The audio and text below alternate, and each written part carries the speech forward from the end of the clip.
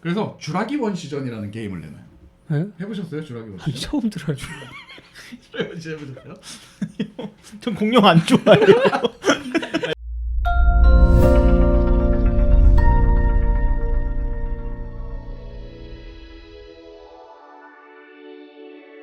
남들 다 아는 것 같은데 나만 모르는 아주 사소하고 아주 재밌는 게임 이야기를 외계 없이 풀어드립니다. 세상 모두가 발전하는 그날까지 자가 발전.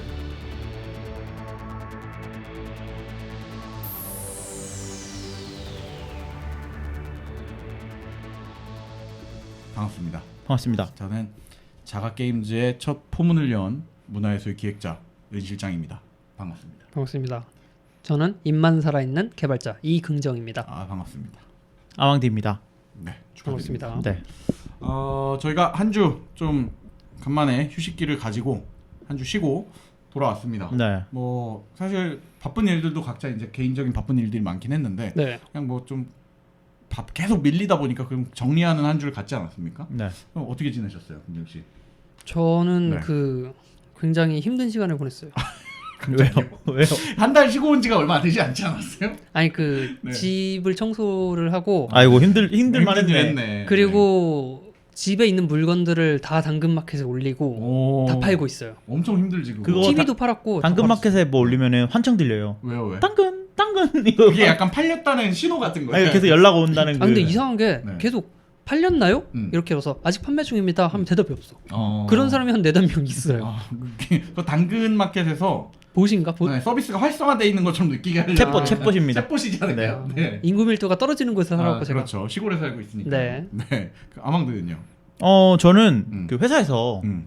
e스포츠 데이를 했어요. 아 진짜요? 회사에서 그 다 같이 모여서 네. 이제 오전 근무만 하고 네네. 오후엔 놀자. 왜냐면 요즘 이제 코로나 때문에 어디 여행 못 가잖아요. 그렇지. 그러니까 회사에서 안전하게 다 같이 행사를 모여서 한 거예요, 행사를. 네. 그것도 근데 좀 위험한 거 아니에요? 아니 다 같이 안전하게 이제 네. 게임을 하는 아. 뭐 몸을 부대끼고 이런 거 아니고 이제 그러니까 게임 체육대회군요. 어떻게 보면. 디지털 체육대회 디지털 체육대회. 했는데 그거에 기획을 네. 맡게 돼가지고 열심히 했습니다. 그래서 쉬는 동안에 네. 그거 했는데 은근히 재밌더라고요. 근데 힘들지 않았어요? 준비하는데 엄청 힘들었을 것 같은데 그런 것들. 야, 게임 종목 정하는 게 좀 힘들더라고. 아. 왜냐면 처음에는 뭐 배틀그라운드라든지 아니면 뭐 롤이라든지 이런 좀 e스포츠 중계를 보면은 딱 생각나는 그런 게임들 있잖아요. 네네네. 그런 것들 생각했는데 생각해 보면 또 그 게임 자체를 아예 모르는 분들도 계셔가지고 그렇지. 그래서 어떤 게임들 할까 하다가 좀 다들 누구나 쉽게 즐길 수 있는 게임들 있잖아요. 뭐, 진입 장벽이 낮은 것들. 뭐 마리오 카트라든지 네. 테트리스 이런 것들 그런 것들을 했는데 나름 성공적으로 잘한 것 같습니다. 네, 재밌었겠네요. 네, 굉장히 재밌었습니다. 아니, 요즘 사실은 이제 우리나라 뭐 비로소 코로나 슬슬 뭐 소강 상태인 것처럼 분위기가 자꾸 변해가고 있는데 전 세계적으로는 아직도 계속 뭐 말이 많은 시기잖아요. 뭐 지금. 우리나라도 다시 좀 뭐 세컨 웨이브다 뭐 이런 네. 얘기들 있죠. 하루에 많으면 뭐 50명 이렇게 그러니까. 발생을 하니까. 이제 오히려 약간 근데 그런 게 시간이 지나면서 약간 얘기가 쉬쉬된 것 같아가지고 네. 다시 또 경각심을 좀 가져야 되지 않나. 네. 맞습니다. 그냥 뭐 치료제 나올 때까지 계속 이렇게 그렇죠. 좀 버텨야지 뭐. 네, 저도 요즘 그냥 가끔 깜빡깜빡 할 때가 있어요. 마스크 끼고 가는 거. 근데 이제 나갔다가 마스크 안 갖고 온 것 때문에 다시 올라갔다 오고 막 그랬었는데. 그 마스크 안 쓰면 바지 안 입은 것 같아요. 요새. 약간 요즘 진짜 그런 느낌 들어. 너무 막 괜히 막 위축. 사람 다 쳐다보는 것 같고. 네. 아무튼 저도 그런 한 주를 보냈습니다. 마스크 네. 끼는 한 주, 마스크 끼는 한 주. 한 주. 깜빡깜빡하는 한 주. 그 e스포츠 데이 때문이에요. 이번 주에 네. 이번 주부터 저희 또 매년 돌아오는 시즌이죠. 자가 프랜차이즈. 네, 자가 프랜차이즈. 프랜차이즈야? 네. 자가 게임즈 시즌이 시작되었습니다. 자가 게임즈 2020. 자가 게임즈 2020. 네. 근데 이제 제가 또 첫 포문을 맡게 돼가지고 저는 한 주 동안 그냥 뭐 하지? 도대체 뭘 해야 되나 이런 생각을 좀 했어요. 그리고 뭐 두 분 아시겠지만 저희가 이제 거의 한 5년째 이걸 하면서 자가 게임즈는 그래도 초창기부터 있던 기획 아니었어요? 거의 뭐. 거의 그랬죠. 네. 그리고 그러다 보니까 뭐 이거 해야겠다 하고 딱 꺼내면은 갑자기 아망드가 전화했어요. 그럼 이건 어때? 그러면 긍정이가 그것도 전화했어요. 그만큼 근데 유명하고 오래 지속되는 게임을 하는 거죠. 그렇죠. 아니 웃긴 게 근데 자기가 한 걸 까먹는 건 좀 심한 거 아닙니까? 저는 원래 그 1년 전 기억은 다 지워요. 아 그래요? 본인이 했던 게임을 또 다루겠다고. 야 더롱다크 재밌을 것 같아. 그거 했던 것 같은데 제가 그 게임을 알 리가 없는데 저 알고 있어요 하고 검색해봤더니 했더라고요. 이런 그 뭐랄까 상호 보완적 기억 체계를 갖고 있습니다. 저희는요. 네, 그러니까 걱정하지 마십시오, 여러분. 방송에 네. 나오는 것들은 다 새로운 소식들입니다. 저희 셋이서 이거 블록체인처럼 상호 검증을 계속 하고 있어요. 근데 코인이 안 나와. 네, 코인이 안 안 나오고. 네. 아무튼 저희가 이번 또 자가 게임즈 하면 원래 언제부턴가 전통적으로 자가 게임즈 하면 또 이벤트도 하지 않습니까? 그렇죠. 그렇죠. 네. 그래서 여러분들한테 또 게임을 나눠주는 이벤트를 기획을 또 하고 있으니까 네. 어떻게든 조만간 공지가 올라갈 것 같습니다. 그 이번 시즌부터 네. 들으시는 청취자분들을 위해 잠깐 소개를 해드리면 네. 자가 게임즈는 자가 발전의 설날이나 추석 같은 대목이다. 그래 노렸다가 이렇게 쏙쏙 뽑아 먹을 수가 있다. 그렇지. 평소에 안 들으시는 분들도 잠깐 와서 이거 들으면 뭐 가져갈 수 있다. 그렇죠. 이번엔 또 규모가 좀 커지고 있습니다. 네. 저희가 뭐 이것저것 준비한 게 많으니까요. 네. 기대해 보셔도 좋을 것 같습니다. 똑같던데 내가. 아니야. 달라. 똑같던데. 달라요. 정말 달라요. 네. 아무튼 첫 포문을 제가 좀 열어보려고 하는데 네. 저는 은 실장이 준비한 특집이 사실 자가 게임즈에서 가장 걱정 반 기대 반이에요. 왜? 그러니까 기억력이 나빠가지고 했던 얘기 또 할까? 이 양반이 이제 네. 특집을 잘 안 하니까 네. 잘 준비를 했을까 하는 맞아요. 걱정. 근데 이건 요즘 많이 줄어들었어요. 열심히 하는 편입니다 네. 요즘에. 많이 네. 줄어들었고 그 기대가 좀 커지고 있는데 그래요. 왜냐면 항상 제가 안 해본 게임을 갖고 와요. 저는 이게 남들이 다 하는 네. 그냥 남들이 재밌다고 하는 게임만 하는데 은 실장은 스스로 게임을 약간 찾아서 개척하는 스타일이잖아요. 저 유명한 게임 오타쿠니까요. 네. 네. 저는 제 스스로도 알고 있습니다. 네. 전 저희 어머니께 정말 죄송한 마음으로 살고 있어요. 네. 네. 게임을 엄청 돈을 보면 다 그런 데다 쓰고 있기 때문에. 네. 향락에 쓴. 그렇죠.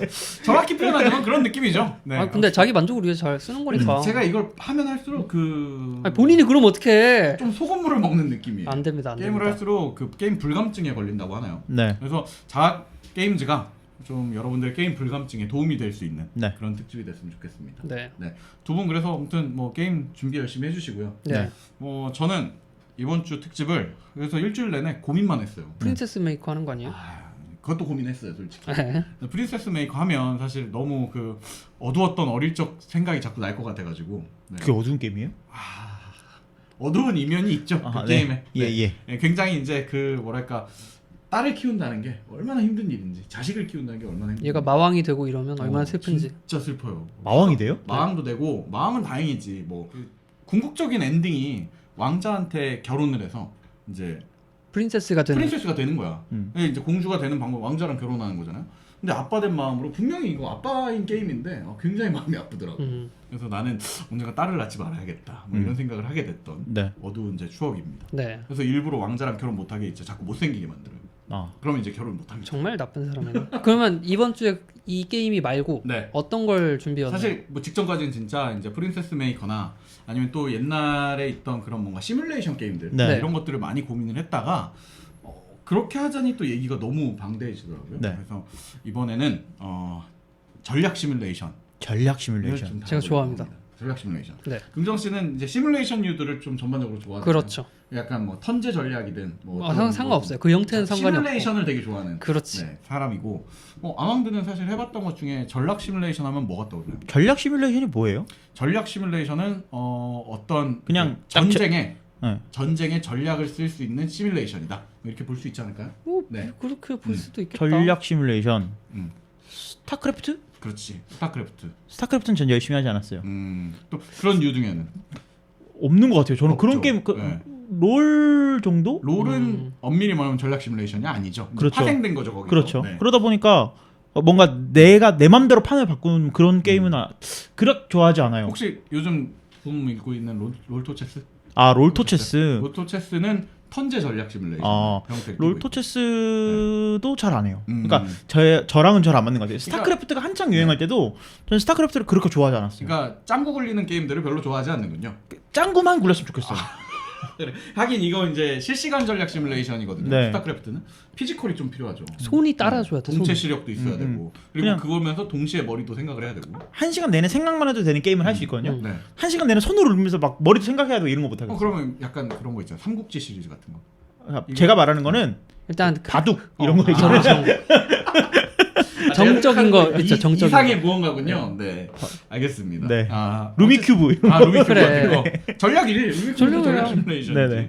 어쨌든 이제 전략 시뮬레이션을 다뤄보자 그렇게 네. 생각을 했고 그러다 보니까 또 요즘 전략 시뮬레이션이 시대적으로도 지금 이 2020년 이때쯤에 이미 쇠퇴해요. 이제 그 게임 유행도를 판도를 보면 이미 쇠퇴한 유행입니다. 그래서 이거의 그럼 이 황금기가 언제였느냐 네. 생각을 해보면 언제일 것 같아요? 90년대 말? 아닐까요? 맞아요. 세기말. 그때 딱 뭐 스타크래프트 이런 거 맞아요. 나왔을 때니까. 이 전략 시뮬레이션이 전쟁하는 거잖아요. 네. 이제 지구 망한다고 생각을 하니까 막 이제 아. 사이버 세계에서 전쟁하고 불나는 거야. 네. 그리고 그때가 제일 이제 한창 좀 부흥기였던. 네. 그리고 뭐 아마 저희 와이파이 특집, 이 선 넘는 특집에서 네. 얘기했지만 90년대 후반부, 99년, 2000년 이때가 이제 초고속 인터넷이 막 배포가 되면서 이제 너도 나도 인터넷이 되게 생활에 그렇죠. 딱 와닿던 시기였어요. 네. 그게 이 실시간 전략 시뮬레이션이라는 것과 딱 맞물려서 이제 그 전까지는 컴퓨터랑 어떤 게임을 하는 그 AI 인공지능과 게임을 하는 시대였다면 네. 이거와 맞물려서 이제 친구들끼리 사람과 사람이 대전을 할 수 있다라는 것들이 생기면서 이 전략 시뮬레이션이 이제 붐을 일게 됩니다. 네. 네. 그래서 저는 이제 그 전략 시뮬레이션의 이 부흥기에 또 그냥 전략 시뮬레이션만 하면 사실 전 세계에 얼마나 많은 게임들이 있겠어요. 그죠, 너무 많죠. 네, 그래서 우리나라에서 어떤 전략 시뮬레이션들이 나왔는가? 이런 우리나라에? 려고 합니다. 아마 들어보시는 분 중에 그런 게임이 있었어? 라는 얘기를 하시는 분들도 네. 많으실 거예요. 그래서 생각해보니까 근데 저는 제가 어렸을 때 99년도 뭐 95년도 이때 제가 진짜 꼬꼬마였거든요. 네. 그때 이제 컴퓨터를 몰래 하다가 이제 부모님한테 굉장히 많이 혼나던 시절이었는데 네. 그때 했던 게임을 생각해보니까 꽤 많은 전략 시뮬레이션들이 있더라고요. 어릴 때부터. 네, 그래서 이제 그것들을 좀 갖고 와봤습니다. 네, 한번 시작을 해볼까요? 시작해 보시죠. 네, 어떤 게임인가요? 일단 이번 특집은 게임을 하나를 딱 지정하진 않았고요. 시대적으로 제가 했던 게임들을 좀 많이 갖고 왔습니다. 네. 그래서 먼저 92년도에 이 전략 시뮬레이션이라는 게 태동을 합니다. 92년도 전 세계적으로. 그때 몇 살이었어요? 92년 그건 말할 수가 없을 것 같아요. 네. 근데 92년도에 직립보행은 했어요. 알겠습니다. 네. 그러니까 대충 이제 감이 오죠. 네네네. 네, 직립보행을 했고 사고를 많이 치던 시절이었습니다. 네.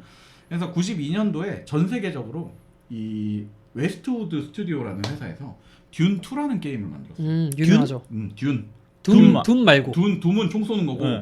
듄. 네. 이건 듄은 원래 그 서방의 유명한 그 판타지 소설이에요. 네. 공상과학 소설. 공상과학 소설인 듄을 기반으로 해가지고 듄 2라는 게임을 만듭니다. 네. 듀 1은 참고로 없어요. 왜 지금 왜 없어? 왜 없는 거야? 왜 없냐면 영국 열번 같은 거야? 디스트릭트 9 같은 거예요? 그런 거예요. 1, 2, 3, 4, 8은 없죠. 네. 네. 근데 듄 2가 왜 이것도 웃긴데 네. 이제 듄 소설과 판권을 웨스트우드 스튜디오에서 사요. 그리고 듄 2를 만들어야겠다. 네. 막 만들고 있어. 그리고 진짜 막 왜냐면 전략 시뮬레이션이 그 전까지는 없었기 때문에 참신한 완전 새로운 방식의 게임을 만들고 있었던 거예요. 네. 근데 이 판권이 정리되기 전쯤 해가지고 어떤 회사에서 듄이라는 그냥 총 쏘는 게임을 만들어 버려요. 그러니까 본인들 다 만들었던 듄이 있는 거야 이미. 네. 그리고 판권 계약은 이제 그것까지는 얘기 안 하기로 된 거고. 그래서 보통 그러면은 듄을 내놓고 막 서브 타이틀 달든가 이랬어야 됐는데 듄 2라고 내버립니다. 대단하네. 약간 쿨하다면 쿨했지. 네. 네. 그래서 본의 아니게 그런 약간 어른의 사정으로 네. 네. 전 세계 최초의 실시간 전략 시뮬레이션 듄 2라는 게 나와요. 웨스트우드 스튜디오는 아무튼 듄 2라는 걸 만들었는데 뭐 뒷얘기지만 엄청 성공을 했습니다. 네. 당시에 완전 와 이렇게 전략을 할 수도 있구나. 실시간으로 뭔가 이렇게 전쟁을 한다는 것이 사용자들한테 굉장히 붐을 이뤘죠. 그렇죠. 그래서 그때 그거를 이제 기반해서 뭐 여러분들 아마 많이들 들어보셨을 것 같은 커맨드 앤 컨커라는 걸 만듭니다. 아, 이 게임은 들어봤습니다. 네, 이거는 뭐 워낙 역사적으로도 큰 게임이기 때문에 CNC. 그렇죠. CNC. 그래고 이제 소련과 이 연합군이 싸우는 게임을 만듭니다. 그래가지고 대작을 쳤죠. 이게 95년도예요. 오. 네, 커맨드 앤 컨커가 나온 게 95년도. 그때면은 완전 그거네. 소련 아직 그렇죠. 있을 때. 그러니까 소비에트 연방. 그래서 이제 소비에트라고 대놓고 말은 못해요. 말을 못 하겠죠. GDI라고 NDI라고 뭐 이렇게 종족을 이름을 지어놓고 아. 누가 봐도 이건 네 그거인 네. 거예요. 그리고 뭐 보면은 막 테슬라 타워 뭐 이런 것들이 나오기 시작을 하면서 오. 누가 봐도 그 서방의 느낌이 약간 나는 뭐 이런 느낌을 많이 연출을 했어서 네. 굉장히 좀 인기를 많이 끌었습니다. 네. 그래서 그 전까지 듀는 판타지 세계니까 뭐 그냥 전쟁 시뮬이구나 이랬지만은 진짜 얼마 전까지 냉전 체제에 있었던 거를 게임상에 갖고 와가지고 실제로 양측이 전쟁을 한다. 네. 그러면 이제 굉장히 뭐 짜릿하죠. 매니아들이 그렇죠. 굉장히 많아졌던 게임이었고 반면에 그 또 우리 게임 특집에 자주 나오는 블리자드 엔터테인먼트. 네. 블리자드 엔터테인먼트가 그 전까지는 그냥 액션 만들던 회사였는데 네. 94년도에 이 워크래프트 1이라는 걸 만듭니다. 워크래프트라는 게임을 만들면서 그 CNC는 약간 뭐랄까 좀 밀리터리 오타쿠들이 되게 좋아할 것 같은 그런 내용들이 담겨 있었고 워크래프트는 거의 다 판타지 요소를 부여를 하면서 CNC와 다른 길을 걷는 네. 새로운 전략 심리 나와요. 그 전까지는 전략 시뮬레이션이 재밌는 장르다 했지만 함부로 만들기 어려운 장르였어요. 왜냐면은 캐릭터들이 실시간으로 움직여야 되고 또 그거에 맞게 인공지능도 어떤 AI가 이제 거기에 맞게 나를 대적해줘야 되잖아. 그쵸. 그걸 구현하는 게 너무 힘들어서 손쉽게 만들지 못하는 장르였었습니다. 네. 그래서 웨스트우드와 이 블리자드가 서로 이제 쌍벽을 이루면서 그 게임을 만들기 시작을 해요. 네. 근데 이제 우리나라에서 이제 한창 모뎀과 인터넷으로 겨우겨우 이제 막 돌고 있을 때 네. 게임 잡지에서 이 게임들을 갖고 와서 리뷰를 합니다. 그러면서 우리나라에서도 이제 좀 컴퓨터 많이 다루시는 분들 사이에 이게 엄청난 붐을 일으켜요. 그래가지고 95년도에 커맨드 앤 컨커 그리고 또 그 94년도에 워크래프트 이렇게 나오면서 그리고 95년도에 또 워크래프트 2가 나옵니다. 그러면서 이제 우리나라에서 이 전략 시뮬레이션 장르가 먹히는 거죠. 그리고 이미 아시겠지만 또 우리나라는 한국인들한테는 피 속에 그게 있단 말입니다. 뭐요? 질 수 없는 승부욕, 네, 승부욕이 있어요. 전투민족. 네, 전투민족이 있기 때문에 네. 얼마나 이게 잘 맞았겠습니까? 그래서 굉장히 이제 붐을 일어나면서 뭐 그때 당시에는 이제 지금처럼 저작권 의식이 많지 않았던 때여가지고 용산에서 이제 컴퓨터를 깔면은 그 오피스 프로그램은 깔지 않더라도 커맨드 앤 컨커랑 워크래프트는 깔아달라. 버추어캅이랑 이런 버추어캅 대단한데? 이런 얘기들이 있을 정도로 이제 너도 나도 하던 시절이었어요. 네. 근데 그거를 또 우리나라 게임 제작사들이 또 가만히 보고 있을 수 없지 않겠습니까? 그럼요. 만들어야지. 네, 95년도에 이 듀나고 커맨드 앤 컨커를 유통했던 제작사가 혹시 회사들을 들어보셨을지 모르겠으나 동서 게임 채널이라는 곳이 있었습니다. 그거 네. 식품회사 아니에요? 아니에요, 동서 아니에요. 그 거기. 동서랑 맥심 만드는 회사 아닙니까? 동서랑은 다르고 동서 게임 채널이라는 그 외국 회사를 라이센스 따가지고 이제 판매하던 아, 몇 없는 이 저작권 시장에 감사하신 그때 이제 분이네. 불법으로 이제 보따리상 하던 게임 시장에 정식 유통을 하던 몇 없는 회사였어요. 네. 동서 게임 채널이 듀를 팔더니 막 불티나게 팔리는 거야. 네. 커맨드 앤 컨커가. 그런데 보니까 이거 괜찮은데? 갖고 자기들이 만드는 첫 게임에 이 커맨드 앤 컨커랑 똑같은 게임을 만들겠다 해가지고 근데 이제 또 그거를 이제 외색을 또 짙으면 안 되지 않습니까? 그렇죠. 그래서 거기다가 한국식 그 역사 의식을 넣어서 광개토 대왕이라는 게임을 만듭니다. 네? 광개토 대왕이라는 실시간 전략 시뮬레이션을 만들어요. 두 분 다 안 해보셨겠군요. 네. 게임 이름이 광개토 대왕. 그 게임 유닛 이름이 아니고. 아니에요. 광개토 네. 대왕이에요. 네네. 네, 그래서 광개토 대왕이라고 이제 인터넷에 검색해 보면 네. 광개토 대왕, 뭐 광개토 태왕 그런 아류작들이 좀 많이 있어요. 네. 그 아류작도 있어요? 아류작들이 있어요. 잘 나갔나 보네? 아니에요. 잘 나갔다기보다는 이제 세간에 좀 충격을 줬죠. 왜냐면은 이제 우리나라도 만든다 뭐 이런 느낌으로. 그래서 광개토 대왕 같은 경우에 이제 엄밀히 말하면 실시간 최초의 국산 실시간 전략 시뮬레이션 게임입니다. 저 이거 해봤습니다. 검색해봤더니 또 있어요? 해봤습니다. 또 어렸을 때 기억 뒤져보면 또 있었을 거예요. 아, 이거였구나. 네, 왜냐면 게임 그 화면은 기억은 나지만 이름은 또 모를 수 있으니까. 네. 왜냐면 이 광개토 대왕 같은 경우에는 그냥 그 듄이 이제 유행을 하면서 듄 2의 엔진을 이제 그 리버스 엔지니어링이라고 네. 해요. 네. 뭐 그런 역공학. 것들을 해서 정확하게는 뭐 지금 시절이 너무 오래 지났으니까 알 수 없으나 똑같은 엔진을 갖고 와서 그냥 스킨만 이제 약간 동양식의 어떤 스킨들을 넣어놓은 거예요. 심지어 그것도 완벽하지가 않아가지고 네. 그냥 듄2를 해봤던 사람이 딱 보면 듄2구나. 그러면은 그냥 한국 패치 정도네요. 그렇죠. 네. 다만 이제 듄2 같은 경우에는 92년도에 만들어진 게임이고 네. 또 영문 시장에만 이제 발매가 됐었으니까 그걸 한국어로 할 수 있다는 것만으로도 꽤나 큰 센세이션이었죠. 그래요. 네. 그러니까 듄 제작사와 제휴는 된 거죠. 아니죠. 아, 그냥 네. 뭔 그런 소리야? 게 어디 있겠어요. 리버스 엔지니어링. 그러니까 훔쳐온 거예요. 훔쳐온 그러니까 거. 이제 보고 따라 만든 거예요, 그냥. 그러니까 근데 이걸 돈 받고 팔았다고요? 팔았죠. 저작권 의식이 그러던 심지어는 그걸 유통했던 회사예요. 우리나라에 정식 유통했던. 그러니까 제가 그 지금 다시 한번 확인을 한 거예요. 왜냐면은 이제 네. 이 광개토 대왕이 천만 다행인지 불행인지 뭐 서방까지 알려지진 않았습니다. 네. 국내에선 성공을 했다는 얘기죠. 나름의 성공을 했지만 그렇다고 해서 이제 이 아까 얘기했던 커맨드 앤 컨커나 듄처럼 뭔가 이제 역사에 선을 긋진 못했어요. 근데 저는 잘 모르겠는데 이제 국내 1세대 게임 제작자 중에 네. 유명하신 분 중에 김태곤 씨라는 분이 계신데요. 유명하신 분. 유명하신 네. 분입니까? 김태곤 씨라는 분이 계시는데 그분이 이제 군대를 전역하고 나서 왔다가 이제 군대 그때가 한 94년, 95년 됐었나 봐요. 네. 워크래프트 1을 딱 접해보고 충격을 먹은 거예요. 실시간으로 이런 게임을 만들 수가 있구나. 그래가지고 군대 전역하자마자 이거 한국형으로 하나 내가 만들어 보고 싶다. 이제 아까 말했던 그 광개토 대왕은 차마 얼굴이 부끄러워서 얘기는 할 수가 없고 나만의 그런 걸 만들어보고 싶다 하셔가지고 친구들을 모아가지고 HQ 다운이라는 회사를 설립을 합니다. 네. 그리고 HQ 다운이라는 곳을 설립을 하고 만들어보려고 했는데 아까 얘기했듯이 실시간 전략을 쉽게 만들 수가 없으니까 그렇죠. 그때 당시에 게임 제작사들 중에 좀 마음이 맞았던 곳인 트리거 소프트라는 곳에 이제 의뢰를 해서 실질적으로 이런 개발의 꽤 많은 부분들을 트리거 소프트에 의뢰를 하고 본인들이 기획이랑 뭐 음악이랑 뭐 디자인 이런 것들을 하셨나 봐요. 네. 그래서 트리거 소프트랑 HQ 다운이라는 곳이 같이 해서 96년도에 충무공전이라는 전략 시뮬레이션이 나옵니다. 저는 이제 충무공전? 네, 이제 좀 관객토 대항보다는 어쨌든 전이 붙으면서 이런 뭔가 스토리를, 스토리텔링이 이제 있을 것 같은 느낌이잖아요. 네네. 관객토 대왕 하면 유닛 같은 느낌이지만 그치. 충무공전 하면은 뭔가 그 일기 같잖아. 보따리 같은 느낌이잖아. 아무튼 근데 저는 아직도 게임 같은 느낌은 안 들어요. 아니 충무공전은 네. 굉장히 그 의미가 있는 게임입니다. 어떤 건데? 일단 충무공전은 지금 이제 사실 저작권이 이제 공중분해된 상태이기 때문에 네. 뭐 많이 고전 게임 사이트 같은 데 가면 있어요. 음. 근데 충무공전 같은 경우에는 워크래프트 2 그리고 커맨드 앤 컨커가 이제 96년도에 나왔으니까 그때 당시까지만 하면은 이 전 세계적으로 이미 우리나라뿐만 아니라 워크래프트 2랑 커맨드 앤 컨커를 따라 만드는 게 거의 트렌드였어요. 그래서 워크래프트 2랑 비슷한 류의 게임, 커맨드 앤 컨커랑 비슷한 류의 게임 뭐 이런 식으로 해서 따라 만드는 게 트렌드였고 그 약간 레퍼런스네요. 그쵸. 네. 그렇게 나와야지 되는 걸 수밖에 없는 게 그 전까지는 실시간 전략 시뮬레이션이라는 장르가 없었어요. 네. 근데 얘네가 이제 방향성을 제시를 한 거죠. 음. 그러다 보니까 따라 만들면은 또 따라 만들었다고 욕을 먹고 그리고 또 안 따라하면은 이게 뭐야 이게 무슨 게임이야 이러면서 이제 못하고 뭐 이러던 문제점이 좀 있었어요. 근데 이제 충무공전 같은 경우에는 반대로 워크래프트 1을 또 너무 따라 만든 거예요. 마치 그 광개토 대왕이 듄2를 따라 만들었듯이. 네.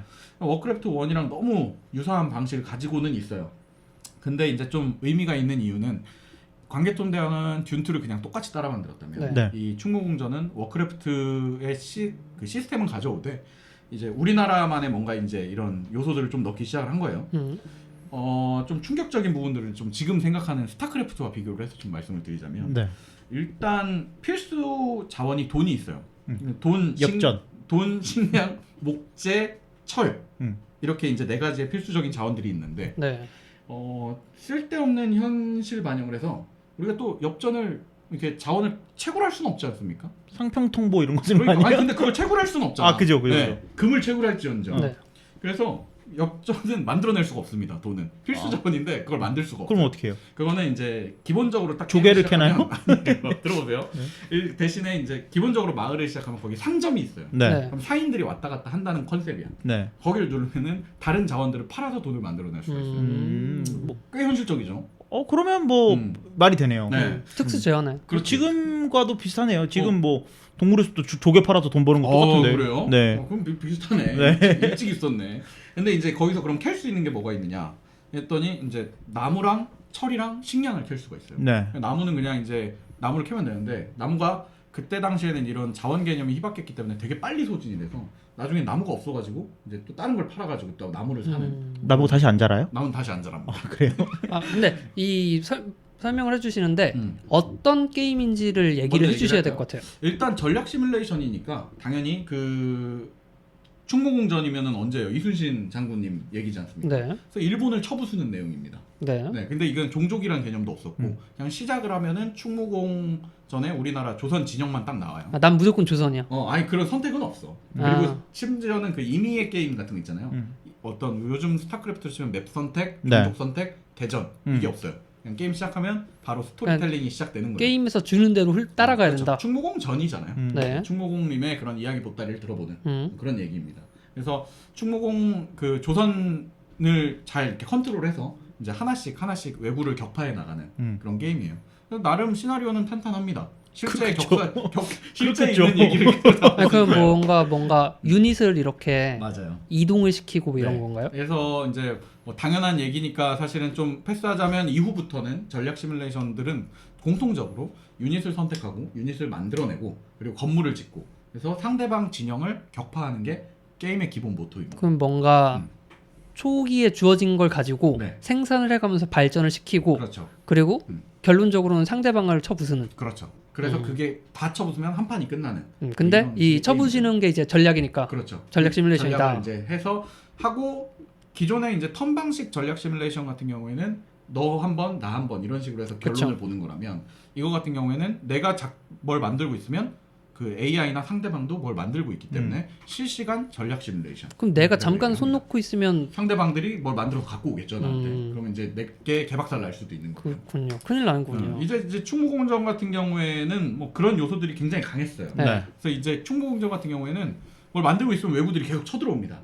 그래서 굉장히 난이도가 좀 높은 편이에요. 오. 거기다 난이도도 높은데 아까 얘기했듯이 이 현실 고증이 굉장히 잘 돼 있어서 자원이 필수 자원인 돈을 만들어야 되는데 돈은 뭘 캐다가 팔 수밖에 없고. 네. 그리고 또 보통 이제 이런 전략 시뮬레이션 보면 내가 이제 뭐 만드는 유닛 만드는 그런 훈련소를 지은 다음에 배럭 같은 거. 네, 거기서 유닛을 뽑으면 유닛이 나와야 되잖아요. 그렇죠. 근데 이제 이 충무공전은 우리 또 그 조선시대 유닛을 그렇게 너 그 수병 한 명 나와라 이런다고 수병이 나오는 게 아니잖아요. 그렇죠. 훈련을 시켜야 훈련 되잖아요. 시켜야죠. 그래서 이제 무기도감에서 창을 만들고 그 훈련병을 이렇게 만들어 놓으면 훈련병이 대기하고 있어요. 네. 무기를 줄 때까지. 창을 딱 쥐어주면 그때부터 나옵니다. 조합형이네. 네, 그래서 이제 병사는 만들었는데 활을 쥐어주면 활을 쏘는 애가 나오는 거고 병사를 만들고 칼을 쥐어주면 칼 드는 애가 나오는 거고. 좋은데요 구조가. 근데 이제 그만큼 유닛이 많지 않았다. 뭐 이렇게 볼 수 있겠죠. 음. 네. 아무튼 그런 좀 특이한 시스템들을 갖고 있어요. 네. 그러면 외구는 계속 쳐들어오는 거예요? 아니 외국 다 때려 부수면 이제 안 나오죠. 더 이상. 그러니까 그래서 뭐 네. 퍼스트 웨이브, 세컨드 웨이브 이런 식으로 그러니까 계속 디펜스 아, 게임 같이. 디펜스 게임처럼 그런 식은 아니고 네. 어떻게 보면 유사하지만은 이제 미션이 있어요. 네. 한 탄 끝나면은 다음 탄으로 넘어가고 계속 스토리텔링이 이어집니다. 스테이지가 딱 정해져 있군요. 예를 들면은 이번 탄은 뭐 이제 조선 첫 일본의 침공을 막는 거다. 음. 이제 다음번에는 또 쳐들어가기도 하고 뭐 이런 것들을 하는 겁니다. 그러면 그 제가 생각하기에 충무공전이라고 했는데 보통 바다에서 싸우지 않습니까? 그렇죠. 그 바다에서 그렇게 움직이는 거예요? 바다 유닛도 있어요. 판옥선도 나옵니다. 오. 거북선도 나와요. 고증이 좋네. 네. 거북선이 약간 캐리어 같은 거겠네. 아닙니다. 아, 거북선은 대포만 쏩니다. 아 그래요? 거북이가 대포를 쏩니다. 네. 그림만 왜냐면 거북이 이제 디자인을 사실 그렇게까지 게임성을 막 고려할 수는 없었기 때문에 네. 더 인상적인 거는 이제 판옥선이 있는데 우리 판옥선이 역사적으로 뭐죠? 그냥 생각해 보면 배잖아요. 그냥 이렇게 열수 척의 판옥선이 있는 거죠. 네. 근데 거기서 판옥선을 만들면 이렇게 나무 합판 같은 게 이렇게 나와요. 네.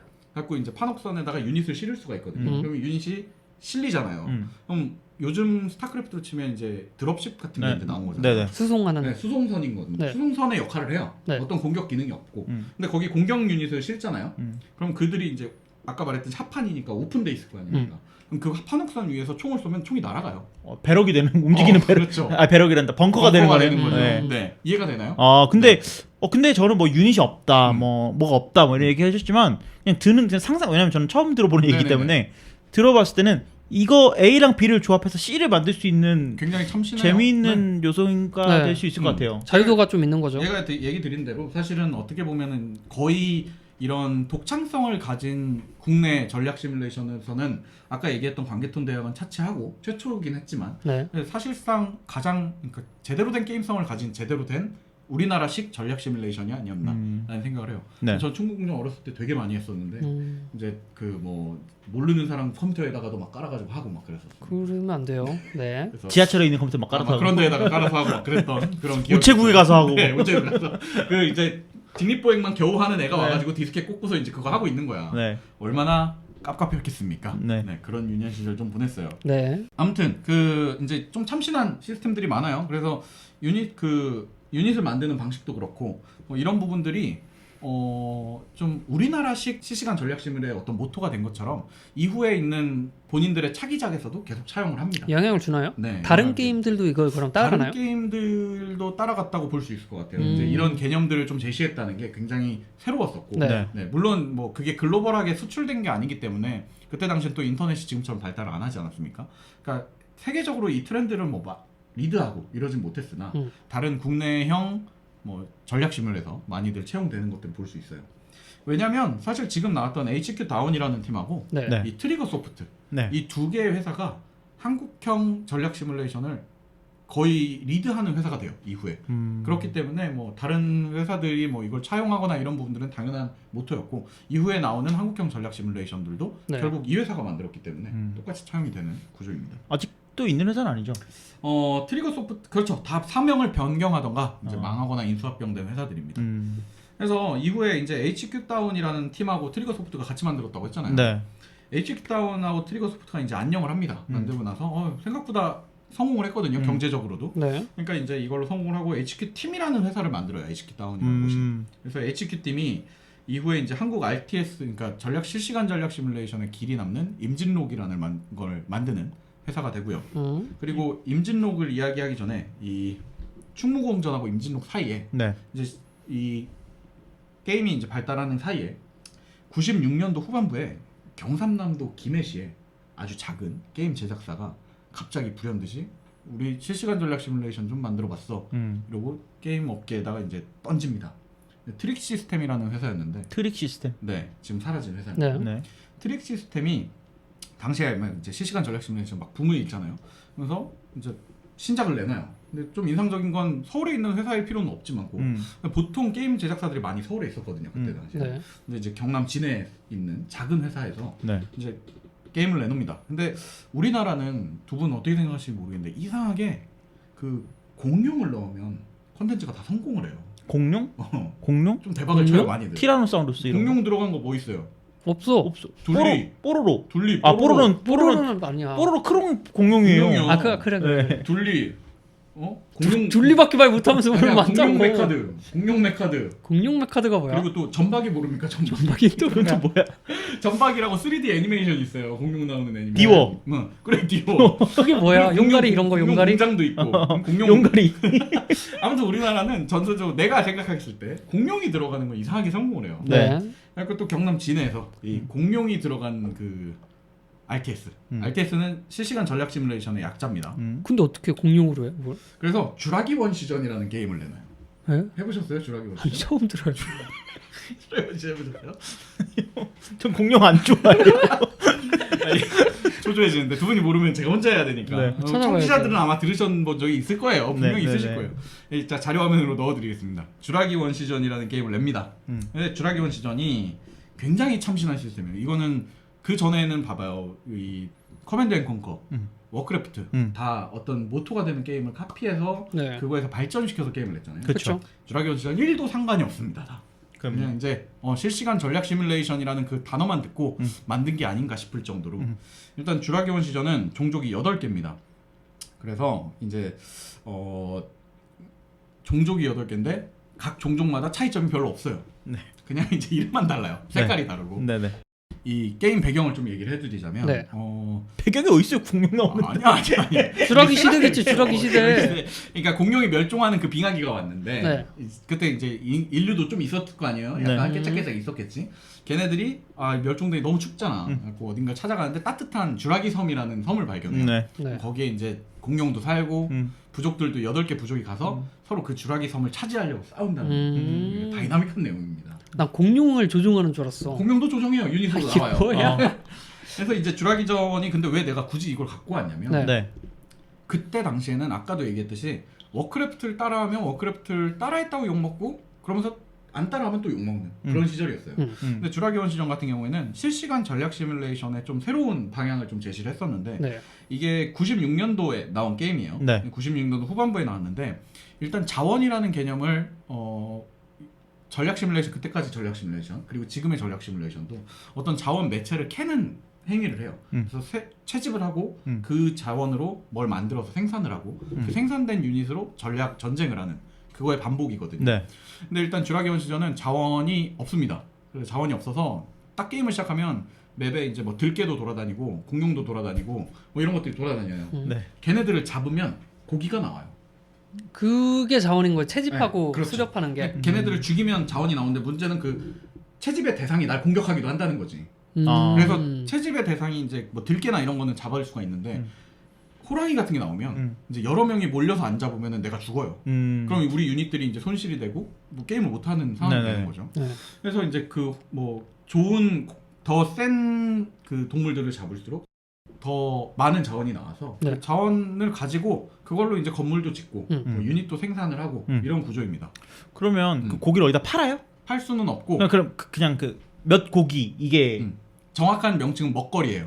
몇 거리 이게 네. 자원이에요? 그렇죠. 참신하지? 아주 참신하지? 아니 참신하다고 해야 되나? 포인트를 얻는 거지. 그렇지 아, 네. 포인트지. 활동 그러니까- 포인트. 근데 그게 어느 게임이든 마찬가지잖아요. 네. 어느 게임이든 뭐 미네랄을 얻는 게임도 그렇지. 있을 것이고 뭐 도토리를 얻는 게임도 있을 음. 거고 다 있는데 네. 이 뭐 진짜 몇전 그 바람의 나라 같은 경우에는 엽전 전이지. 얻잖아요. 네네네. 근데 먹거리로 뭘 한다. 그러니까 근데 굉장히 난 컨셉과 잘 맞다고 생각해. 원시 시대잖아. 그러니까 원시 시대고 자원을 채집하는 게 물론 뭐 수렵과 채집을 했겠지만 네. 수렵만 포커스를 맞춘 거죠. 그래서 동물을 잡아서 이제 먹거리가 나와. 그러면은 우리 셋이 이제 돌아다니는 유닛이라고 쳐봐. 네. 그러면 긍정 씨가 이제 잡았어. 그럼 먹거리를 들어. 그럼 긍정 씨 주머니에 먹거리가 있는 거예요. 그렇죠. 그리고 내가 잡으면 내 주머니에 있고 그걸 마을에 가서 그 이렇게 부락 같은 곳에다가 넣으면 그때부터 그걸 쓸 수가 있는 건물도 짓고 유닛도 만드는 자원이 돼요. 상하진 않고요. 네, 상하진 않습니다. 네. 근데 바닥에 놓여져 있으면 상해요. 꽤 디테일하다. 꽤 디테일해. 네. 그리고 들고 있으면 왜 안 상해 그럼? 그건 잘 모르겠어요. 뭐가 디테일해? 그리고 만약에 내가 이제 전쟁을 하다가 내 피가 달았잖아요. 체력이 달았어. 네. 그럼 내가 먹거리가 바닥에 있을 거 아니야. 그걸 먹어서 피를 회복할 수도 있어요. 상하면 죽고. 아니 상한 건 먹어도 돼요. 네. 그건 괜찮습니다. 네. 아무튼 이제 특이한 시스템이 이제 아까 말했듯이 종족과 부족인데 네. 8개 부족이 되는데 이 8개가 거의 차이가 없어요. 근데 다만 어떤 종족은 뭐 한두 개 정도 특수 유닛들이나 특수 기술이 좀 달라요. 네. 그래서 티라노 부족이라는 곳이 있는데 티라노 부족 같은 경우에는 공룡을 다스릴 수도 있고 뭐 오. 이런 식으로 조금씩 차이점이 있을 뿐이고 뭐 그때 당시에 많은 게임들이 그랬듯이 그냥 색깔만 좀 다릅니다. 근데 그리고 이제 유닛 같은 경우에 좀 특이한 구조가 보통 전략 시뮬레이션들을 생각하면 다양한 유닛들이 나오고 그 유닛들을 만들기 위해서 더 빨리 발전을 해야 되잖아요. 근데 이거 같은 경우에는 그냥 유닛은 평민 하나예요. 그냥 이제 원시인 하나. 원시인이 계속 싸우면 점점 내 능력치가 올라가면서 다른 유닛으로 바뀌어요. 네. 그래서 발전을 하는구나. 그렇죠. 네. 캐릭터가 발전을 하는 네, 거지. 네. 그리고 재밌는 건 뭐 이제 막 이게 트리케라톱스를 잡았다. 네. 다 같이 모여가지고 트리케라톱스 잡았다. 그러면 뿔이 떨어질 거 아닙니까? 트리케라톱스 네. 뿔이. 뿔을 이제 들면 그때부터 칼을 쓸 수가 있는 거예요. 창을 쓸 수가 있든지 뭐 이런 식으로 그렇게. 발전을 합니다. 그래가지고 이제 뭐 싱글 기반 게임이에요. 마찬가지로 온라인 멀티플레이 같은 것들을 그때 당시에 지원하진 않았으니까 뭐 가능은 했습니다. 사실 모뎀으로 이제 할 수는 있었지만 네. 아무도 하지 않았던 그렇죠. 게임이었고 이제 싱글 게임인데 문제는 이 몰입도가 굉장히 중요한데 8종족의 특성이 이제 뚜렷하지도 않았고 뭐 시나리오가 또 8종족이 다 똑같았어요. 왜냐면 섬을 차지하는 게 끝이니까. 반복성도 되게 지루한 게임이 돼버려가지고 굉장히 참신한 아이디어였는데 좀 사장이 돼버리지 않았나. 아 참신한데 그냥 아이디어가 그냥 독특하다 정도. 그렇죠. 왜 아무도 공룡으로 게임을 안 만들었을까가 생각이 안 든 것 같아요. 그치. 저도 좀 말을 하다 보면은 약간 분명히 이번 제가 자가게임즈 특집하면서 네. 좀 약간 뭐랄까 부끄러운 적이 별로 없었거든요. 근데 이제 약간 스스로도 생각할 때 아 좀 유치한데 이런 생각이 약간 들 때가 좀 있는데 하지만 주라기 원시전은 굉장히 명작이었어요. 네. 제가 개인적으로 해봤을 때 아니 어떻게 96년도에 이런 생각을 했지? 라는 생각이 좀 들면서 네. 아무튼 그런 게임이 잠깐 있었습니다. 이제 이게 짚어줘야 되는 게임이기 때문에 알겠습니다. 왜냐면 추후에 먼 훗날 2000년도 초반에 이제 주라기 원시전 2가 나오는데요. 그때는 거의 22억 정도를 들여갖고 주라기 원시전 2를 만들어요. 그 주라기 원시전 2와 전혀 주라기 원시전 1과 상관없는 2를 갖고 왔는데 뭐 가루가 되듯이 망해버렸습니다. 왜냐면 그때는 스타크래프트와 워크래프트가 있었으니까요. 네, 그렇죠.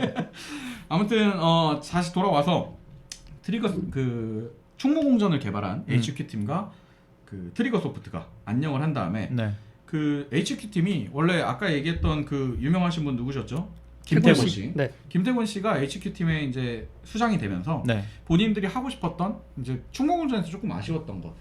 왜냐면 기존의 워크래프트나 커맨드 앤 컨커를 따라가지 않는 본인들만의 어떤 전략 시뮬레이션 만들고 싶었는데 네. 그 역량이 안 돼서 이렇게밖에 할 수 없었다면 이제 본인들이 생각하는 새로운 이제 2D 기반의 어떤 따뜻한 그런 전략 시뮬레이션을 우리나라식으로 만들고 싶다 해서 만드는 임진록이라는 게임을 공개를 합니다. 이거 유명했죠. 네, 1996년도에 나온 게임인데요. 이건 그때 당시에 굉장히 파격적이었었어요. 네. 왜냐하면 기존의 전략 시뮬레이션들이 갖고 있던 복잡한 뭐 체계나 이런 것들 다 없애버리고 돈은 그냥 뭔가 이제 그 감자나 쌀을 수확을 할 수 있는데 감자랑 쌀이 수확하면 그냥 왼쪽 상단에 수치가 올라가요. 그게 자원이에요. 네. 다른 개념은 없어요. 그냥 수확하면 올라가고 그 수확은 비가 오면 다시 이제 자라나서 또 경작을 할 수 있는 뭐 한국식이죠. 그래서 그걸 캐는 걸로 이제 하나로 포커스를 맞췄고 전략이나 전쟁 그리고 전투에만 이제 이 재미를 가져갈 수 있도록 좀 집중을 합니다. 네. 그래서 유닛들도 굉장히 많아졌고 그리고 충무공전에서 아쉬운 점들을 발판 삼아 만들었기 때문에 이제 일본이랑 조선의 특수한 유닛들을 또 만들어서 이 각자의 특색을 좀 살립니다. 그 특수 캐릭터가 네. 되게 재밌지 않았나요? 맞습니다. 뭐 예를 들면 이제 우리나라 같은 경우 승병 이게 실제로 그 임진록 그때 당시에 임진왜란. 임진난 때 네. 실제로 승병들이 많이 활동을 해주시잖아요. 했죠. 이제 그런 것들을 살려서 승병이 캐릭터로 나오기도 하고 일본은 이유를 알 수 없는데 이제 무기 같은 것들이 좀 많이 나와요. 그냥 약간 그 우리나라가 가지고 있는 일본에 대한 판타지. 그렇죠. 그런 것들을 좀 많이 투여를 해서 네. 네. 뭐 많이 나왔어요. 그리고 거북선도 나왔고 뭐 실제로 일본 같은 경우에 일본에 맞는 이제 배들도 다 디자인을 했었고, 그러니까 실제로 해전에 대한 경험들도 굉장히 잘 즐길 수가 있었고, 네. 뭐 특히 우리나라 같은 경우에 이제 활을 쏘는 이 궁병이 있었다면 네. 일본은 이제 조총병을 넣어서 이제 실제로 약간 밸런스 같은 것도 조정을 해보려고 노력을 했던 네. 네. 그런 시대였어요. 또 재밌는 거는 이제 2D 기반의 도트를 굉장히 디테일하게 찍어서 지금 봐도 약간 귀여운 캐릭터들이 돌아다니네 이런 느낌이 좀 들고 할만한 게임이었습니다. 네. 기술적으로는 이제 그때 당시에는 뭐 640 해상도가 되게 일반적인 게임이었어요. 보편적이었죠. 네. CRT 모니터에서 해야 되니까. 근데 조금 디자인이 좋다, 그래픽이 네. 좋다 이런 거 해도 한 800대 600 정도 네. 해상도였거든요.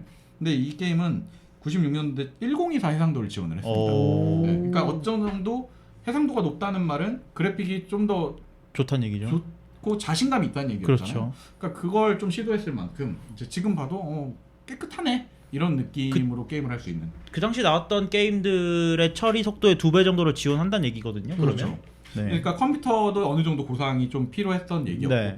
그리고 그 전까지 그러니까 형식적으로 모뎀 멀티플레이를 지원하고 있었어요. 많은 게임들이. 네. 아까 말했던 주라기원 시전도 지원을 하고 있었고. 네.